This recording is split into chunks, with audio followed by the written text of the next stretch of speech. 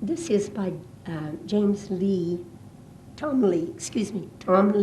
the famous Texas artist.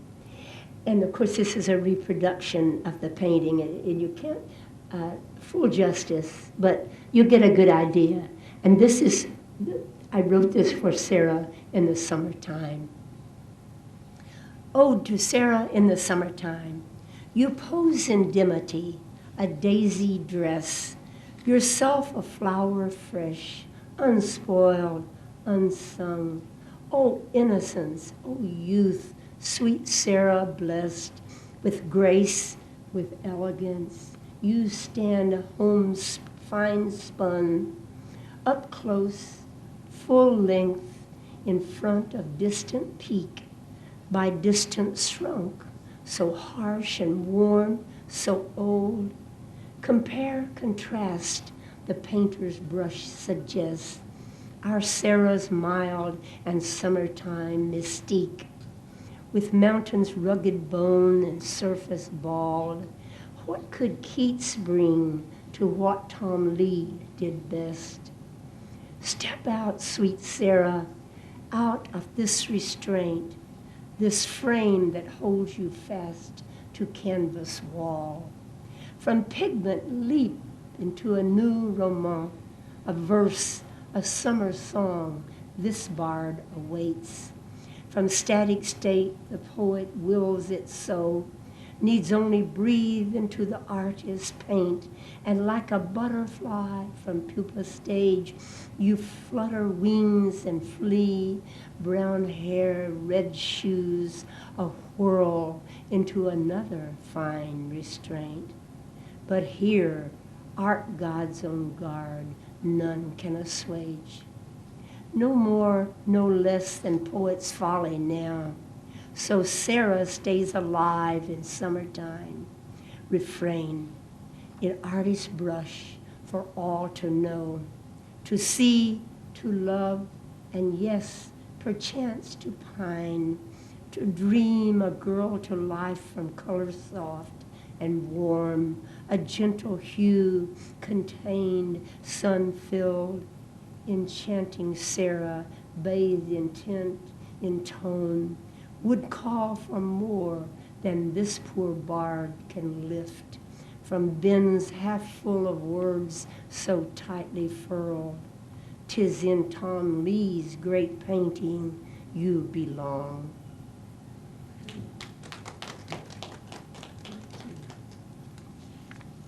The model. This UTD picked up the Sojourn, and it was the first university publication I was in, and I was quite pleased. And they had a little gathering with them, wine and cheese and all that, and all the poets came. It was a lot of fun. The model.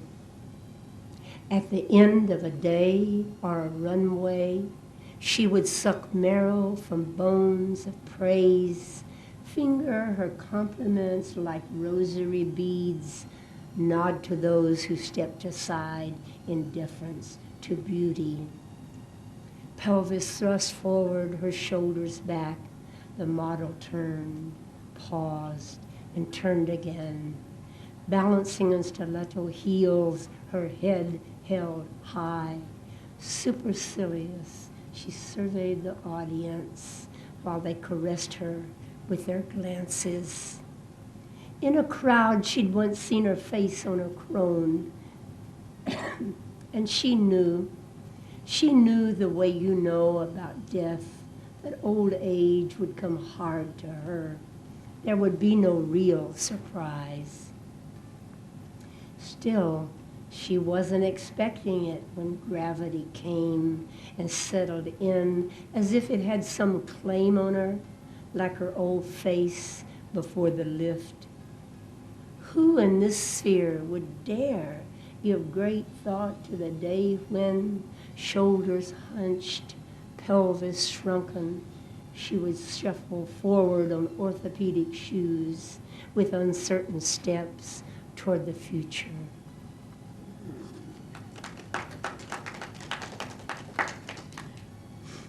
I like Willie Nelson. I love Willie Nelson. So I wrote this for him. I'm just sorry he can't hear it. Sonnet for a Songbird. Excuse me. When Willie picks and frets, his music calls to those who harbor no pretense or airs, and all for whom his whiskey voice enthralls. When Nelson calls a chord, his soul he bears. On stage he warms his way to fan's embrace. A lazy creek on summer day he charms. With grisly grin, guitar, and whiskered face, with crazy and blue eyes, our dude disarms. Though face is witness to his rugged life, and weathered voice bespeaks his country ways, our Willie sings of love, of loss, of strife, his pigtails, signature of why he plays. What other scofflaw gins up such real pathos? Whatever will we do when Willie goes? Thank you. Excuse me.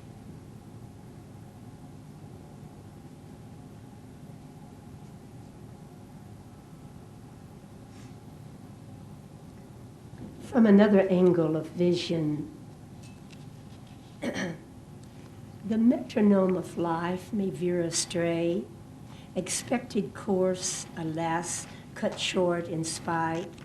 Heed pulse, save nothing for a rainy day. Though some will surely scold, that's not the way. Heed not those men who curse the sybarite. The metronome of life may veer astray. Remember now the fate of old Pompeii, and just how feckless turns the plebiscite. Note well, save nothing for a rainy day. Greet each new dawn in joyous pink array. Forego all guilt, savor all delight. The metronome of life may veer astray. Of morning dew, prepare a fine parfait. How brief, sweet breath of life, how close twilight. For chance, save nothing for a rainy day. The present moment is your métier. Waste not a solitary, star-filled night. The metronome of life may veer astray. Live now, save nothing for a rainy day.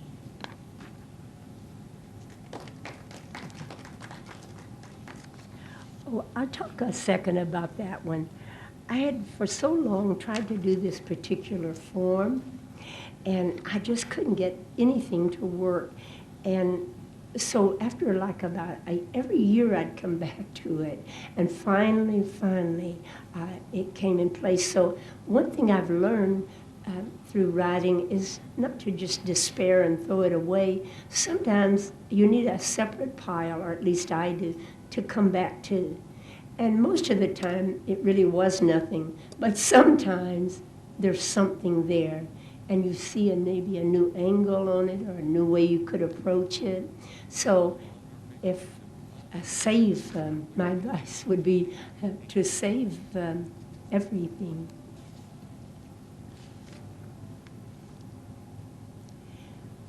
Well, this is one, and I do have a little story about this, and it really would prove, I think, this persistence.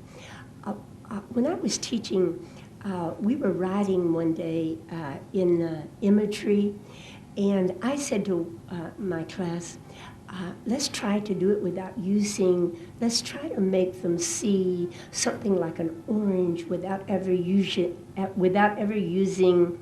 sight, without ever using the sense of sight. See if we can use the other senses in describing it.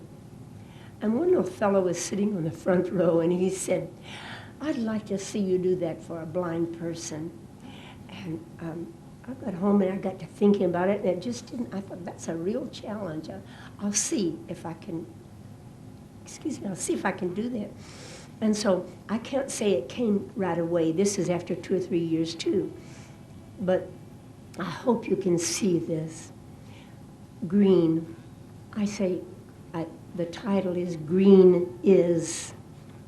Green is hot as fiery peppers, mild as new lettuce, sweet as mint, sour as apples, Sunday brunch to grazing cow.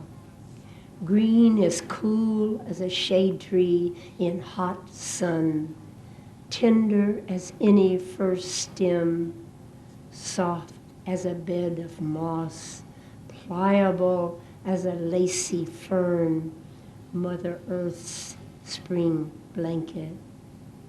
Green is redolence of ripe old cheese, odorous scum of stagnant water, fragrant as flower in spring effusion, aromatic as cilantro bouquet, nature's perfumery. Green as a rainforest, whispering to creatures, hum of grasshoppers devouring a garden, winsome willow weeping, song of aspen leaves in summer wind, music of the land. Green is no leaf from winter's sleep, all stiffened blanket, leaving raw, exposing new. Behind my daddy's horse and plow, I parroted my daddy's steady pace, my tiny footprints safe inside the giant prints my daddy made. I felt the earth beneath my toes, the dogwood snow in springtime woods, the sounds of lilac stir abroad, the scent of lilac, the sounds of life astir abroad, the scent of lilac spread about. Today, when life's a frozen field and I am in a winter sleep, I see the dogwoods yet to bloom and sense the phantom lilac mist.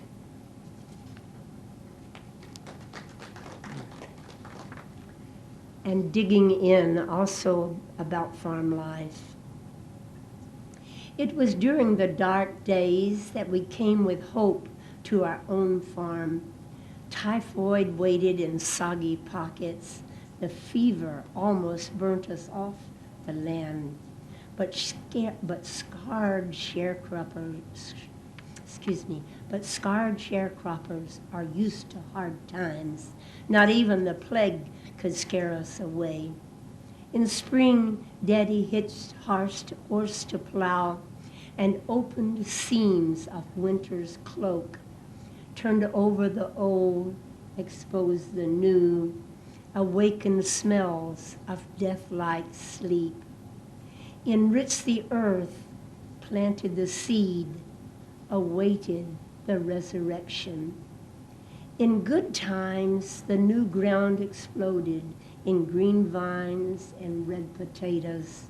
The orchard burst with bloom, peach, pear, and plum. Bees worked overtime amid the blossoms, sharing with us the fruits of our mutual labor. In bad times, dreaded drought wrinkled the land like skin on the back of Daddy's neck. Heavy rains came next and washed away the face of the land, while potato eyes rotted in their furrows, and neither drought nor flood could scare away the boll weevil. Finally, the banker came with foreclosure in mind, but like tenacious trolls, we kids dug in to help Daddy. This was our own farm, and we'd known hard times before. We did survive. I can still hear Daddy saying, "You young'uns are the best crop I ever planted."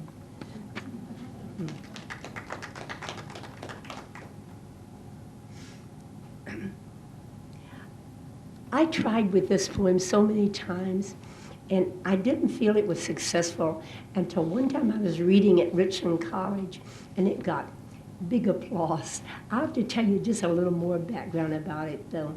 When I was teaching, I had wonderful students, but sometimes they could come up with excuses that were just unreal. I had a young man one semester. I couldn't actually recall seeing him in class, but one day I came back. We had maybe 40 students in those early, freshman classes, and I saw under my door was a 2-page excuse. 2 pages about why he hadn't been to class. And I had to really struggle to pull up his face, He'd been absent so many times. Okay. But it was the most beautiful excuse I had ever heard. It was thought out. It just flowed. It was like an argument, and it so happened we were doing arguments. So I wrote on his paper, "Oh, come back. You already made an A on your argument assignment." But I guess he was so discouraged by what happened to him that I never saw him. I only saw the note. But I wrote a poem from that. This isn't his actual note, but we've been reading, by the way, we've been reading Andrew Marvell's To His Coy Mistress. So I set it up like an argument. To my English lit professor, or the dog ate my homework, please lend your ear to this my plea and adjudicate accordingly. Your lectures are a mountain pool, so fresh and clear, so new, so brush. Your similes are always lush. Today's discussion of that verse call for critique like yours, quite terse. Marvel's mistress is oh so coy, and after all, I'm just a boy. If I had luck like some I know, I'd be in class all set to go. But fate, which held me back before, again has kept me from your door. Let me explain my current bind in such a way that you might find the facts I give are words of truth and not mere lies of feckless youth. You see, I'd prepped for class today, declared no one could block my way. I filled my tank with gasoline, my money clipped with lots of green, laid out clean shirt, my books, new shoes, prepared for quiz, the poem perused, retired at 9 to get some rest, and while I slept and dreamed that test, my brother took my shirt and shoes, my keys, my car, his stash of booze. I woke to find a putrid shirt, an empty tank, a boy inert. Therefore, dear Prof, excuse this cut. I know I'm on probation, but this time I'm like a bonny child, unlucky dupe of Brother Wild. I promise you to give my all when next we meet in Shakespeare Hall.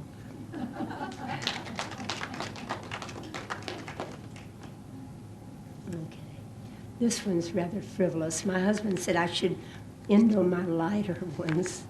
How much time do I have? About 10 minutes. About 10 minutes? Well, then before I get to the light one, maybe I'll squeeze in one more about the farm. Well, actually about living in the country and going to the carnival. We never called it the carnival. We called it Old Settlers Reunion. Old Settlers Reunion. Hopkins County Carnival, 1938. August day melts into the next and the next and the next, until one day Mama says, it's too hot to pick cotton. Let's go to the house. Lying under shade of sheltering oak, I hide from sun, watch whipped cream clouds, caress an azure world, study staccato smoke signals from Indians on the warpath, pray rain clouds and sip ice water from sweating jug. Today is a day I've waited for all summer. The carnival is coming to town. I've picked peas and cotton, saved pennies and nickels, while I dreamed of the carnival too far away to walk. All my prayers fuse this day into a simple plea. Please, God, make Daddy come home this time. Last year, God and Daddy failed me. With my pennies knotted in a hanky, I waited and waited by the side of the road, watching for Daddy's pickup, which never showed. This time, I dare not hope and whisper, we won't get to go, we won't get to go, we won't get to go. Then, just as sundown brings relief, Daddy's pickup rounds the corner and we shout, we can go, we can go. Drawn from cool spring, sun-warmed water waits in galvanized tub for our baths. Scrubbed pink and in our Sunday best, we climb on pallets in the back of the truck. Topping last hill, we see electric lights twinkling, thousands of times brighter than our coal oil lamps, calling us to spend our pennies on fantasy and frozen custard. I hear the siren song, music of the merry-go-round, go round, go round, go round. See horses with flaring nostrils and flying manes with wildness in their eyes, their great tails and sleek bodies dipping, rising, gliding, whirling me around and around to a faraway world where real-life ponies in a corner of the park can never take me for a nickel a ride. Come see the hoochie coochie girls, the Carney Barker shouts. On stage in sequins of silver and gold, shimmy dancers in high-heeled shoes. I stand close on the ground looking up at the girls with varicose veins and rust on their heels. A dwarf somersaults among them, looks me in the eye, and sticks out his tongue. I start to cry. He laughs and he's out of there, leading folks into the hoochie coochie tent where I'm not allowed to go. Pink cotton candy, candy here.